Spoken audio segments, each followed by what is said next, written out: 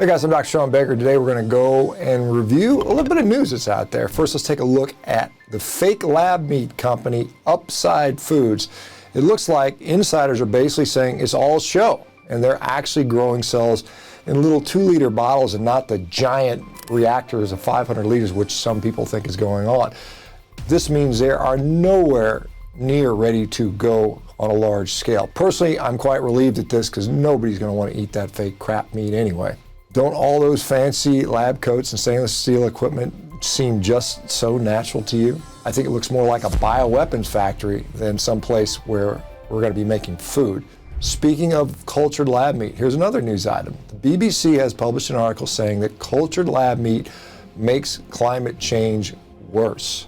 Well, imagine that, building a factory, running all this equipment. I guess that does take energy after all, compared to cattle grazing on grass, of course. Okay, let's move on. A new study in the British Medical Journal looked at 136,432 people and whether the carbohydrates they eat changed their weight. And guess what? They showed that starches made people gain weight. So did sugars. Fiber helped them to gain a little less weight, but they still gain weight. And now we have something about fitness and self-improvement. A man has decided he doesn't need testosterone or meat. That's right, you don't need all that meat to grow big muscles. Here's someone that found a solution.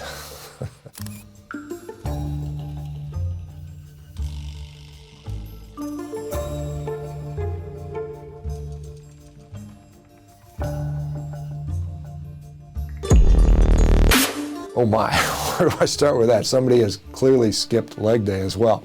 Really though, this person is injecting his muscles with an oil called synthol to make them look larger. It's dangerous, can cause strokes, infections, heart attacks, and it just looks stupid.